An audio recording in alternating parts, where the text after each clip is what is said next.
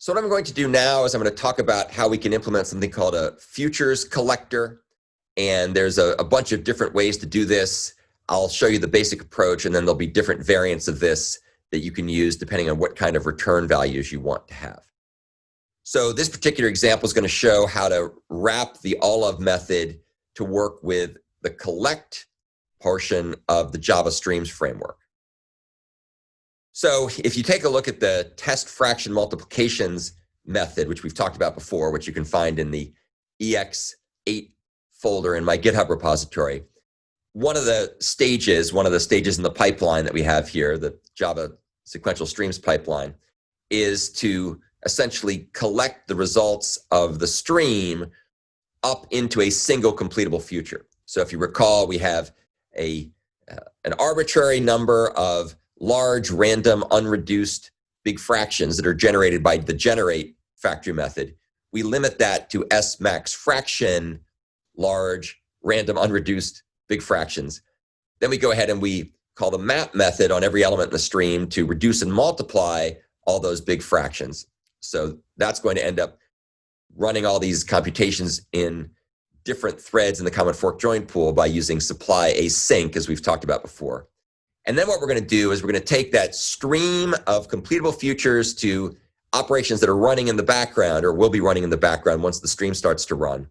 And then we collect them together, and we use this thing called the FuturesCollector to convert this into a single completable future to a list of finished results. That's what we're going to get back when all is said and done. We're going to end up with a single completable future to a list of completed results, not completable futures, but results that are storing the results of reducing and multiplying all those different big fractions. And then what we're going to do, and we've already looked at this earlier, we're going to go ahead and use the then accept completion stage method so that when that single completable future returned by collect completes, then we're going to go ahead and sort and print the list, which at that point will have the actual values and not completable futures to the values anymore.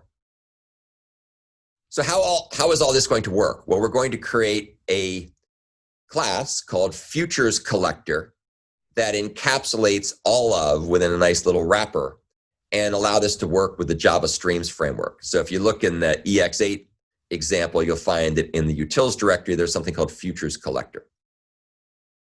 And what FuturesCollector does is it basically implements the collector interface, and it converts a stream of completable futures into a single completable future that's triggered when all the completable futures in the stream complete.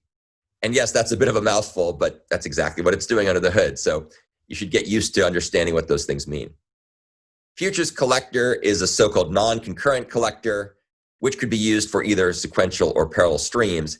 In this particular case, we're only going to use it for sequential streams because it would be overkill to use it for parallel streams. And of course, FuturesCollector implements the collector interface. So this is just like what we've talked about in the past with collectors, where you have an interface with these 5 different factory methods: supplier, accumulator, combiner, finisher, and characteristics. And so I'm going to walk through each of those methods here, and we'll take a look at what they do. This is just a reminder. I suspect you know this by now, but a collector is used to accumulate input stream elements into a so-called mutable result container. And this particular collector, the FuturesCollector, is interesting because unlike the previous collectors we've looked at, including the one that you wrote for the assignment that you've done, the assignments you've done, this one uses a finisher method that actually does something. It doesn't have identity finish set as a characteristic. This is a very powerful wrapper, and it helps to tremendously simplify the access to what would otherwise be nasty code to have to rewrite every time and get right. It's very subtle. Once again, demonstrating the incredible expressivity and power of the Java Streams abstractions, where you can come along and customize the collection phase. Remember, we have split, apply, combine. Well, you can customize the combine phase with the collector. So we're going to have a class called FuturesCollector, which implements collector. So that's the way it's going to work. We're going to do this as a separate class as opposed to using the collector.of method. And you'll see why in a second, because its finisher method is a bit of bit of a mouthful, so you wouldn't want to just try to write it in line as part of a parameter to the of factory method. As you recall, there are 3 different parameters that are passed to the collector interface to instantiate it. One is the type of input elements in the stream. We have a stream of completable futures to type T. This is meant to be generic, of course. We have the type of the mutable result container, which is a list of completable future of type T. So that's basically going to be what's used internally by the Java Streams framework to have the mutable result container store up the list of completable futures that are coming to it.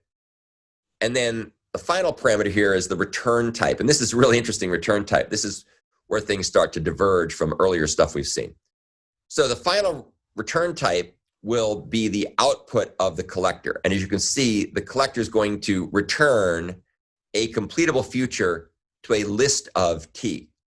Not a list of completable future of T, which is what the actual mutable result container type will be, but instead it's going to be a list of T. So it's going to be the actual results after all the asynchronous computations are done. So now let's go ahead and take a look at the various methods that are needed to implement this abstraction. So the first one is supplier. And as you recall, supplier is a factory method that's going to return a constructor reference, which will be used by the streams framework to make the mutable array list container. So of course we just say array list : new. That makes us the appropriate container. And notice that this container will store a list of completable futures to type T, where T is a generic type. Here's the accumulator method. Remember, this is what gets called every time a new element comes through that we want to accumulate via our array list. And you can see here that the way we're going to accumulate things is very simple.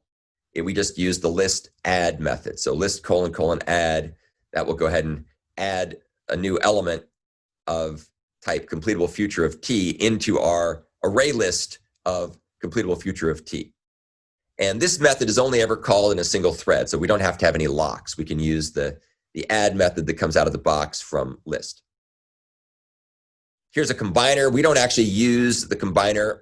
Well, let's see. We don't use the combiner here because we're not using parallel streams. But just to have completeness here, we're going to take one list of completable futures of type T and add another list of completable futures of type T to it and return that merged list. So combine is just how we combine things together, how the framework will combine things together if we were doing parallel streams, which we're not. And then finally, we get to the finisher method. And this is the real interesting method. Actually, I shouldn't say finally. We'll talk about other methods in a second. But the most interesting method for sure is finisher. And this is a factory method that returns a function that the Java Streams framework uses to transform the array list mutable result container to the completable future result type, which in this case, as we'll see, is going to be completable future to list of type T. So it's making a very important change from lists of completable futures of type T to completable future to list of type T to values. So how does this work? Well, first, one of the methods or one of the elements that gets passed in by the underlying streams framework is the mutable result container, which, as we saw before, is an array list because that's what we created up here with the supplier. So we made an array list. So futures is an array list. And what we're going to do is we're going to say, hey, futures, convert yourself, because it's a list, right? Convert yourself into an array so that all the elements that were in a list are now going to be stored as an array. And then we're going to go ahead and pass that array as a varargs parameter to the all-of arbitrary arity method. So in essence, what we're doing is we're saying, take all the completable futures that have been collected and stored into the mutable result container, which is an array list, and then convert that list into an array, and then pass that array into the all-of arbitrary arity method. And what comes back from all-of will be a single completable future. And when all the other completable futures in the array have triggered because they've completed, because their asynchronous computations are done, then the completable future that was returned from all of will also trigger. And what that means is that then the then apply completion stage method, which you see here, that will get called back. So that method, the then apply method, will only get called back after all the other computations are finished on the array of completable futures passed as a parameter to all of. So at that point, boom, now then apply gets called. And then apply is going to do some fancy footwork to basically return a completable future to a list of completed completable futures. In other words, the actual results, which are of type T. So let's take a look and see how that's going to work. The first thing we do is we take our futures array list, which is what we got up earlier when this Lambda expression was called by the streams framework, and we convert that array list of futures into a stream of futures. So now we have a stream of completable futures. Now keep in mind, we wouldn't have then apply get called unless all of those completable futures were done. So what we do is we use the map intermediate operation to join all the completable futures in that stream. This call will never block because we wouldn't have then apply called if there were any computations that were still running. So when join is called here, its purpose in life is to go and extract the result that came back from the asynchronous computation completing, and it'll convert the completable future to T to an instance of T. So join is there to basically do the syntactic transformation from a completable future to something of type T to an instance of type T that contains the result of doing the asynchronous computation. In our particular use case, as you recall, it's doing the reduction and the multiplication. But in general, it's whatever the asynchronous computation was that just finished. So we then take the stream of elements of type T and we collect them up into a list. And what happens then, of course, is that then apply will wrap that list in a completable future. So the return value from finisher, as expressed through the then apply completion stage method, will be a completable future to a list of elements of type T. So we've stripped off the completable future from all of the elements that were running asynchronously, and now we're going to get back a list of those results via a completable future. All right, so that, I think you'll agree with me that that's very, very subtle code. It's really, really powerful and really, really cool, but it's not the kind of thing you want to have to write over and over again. So just to remind you, here's how it all fits together. We're going to go ahead and collect the results up using our FuturesCollector to future factory method. That returns that single completable future. And then when that thing completes, the then accept method will be called here, and that will then go ahead and sort and print the list. So then accept is only called in this context after the completable future returned from collect itself completes, and that won't complete until all the other asynchronous computations are completed as well. Phew, that's a lot of things to keep track of. The good news is that the framework that I just showed you, the FuturesCollector framework, greatly simplifies a lot of what would otherwise be very hairy code to have to write yourself over and over again. And so one other thing to note, the implementation that you need to use for assignment number 3 is ever so different from this, and that's because it's a FuturesCollector stream collector. And so it actually returns a completable future to a stream as opposed to a completable future to a list. We used list in this case because we're going to sort and print the list.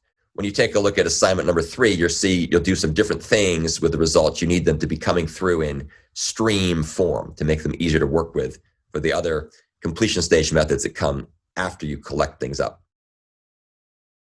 Okay, just to wrap up the discussion of the FuturesCollector implementation, we have the characteristics method, which is going to return the characteristics that matter here. As you can see, it just sets a single value, which is the unordered property, because we don't care the order of these things.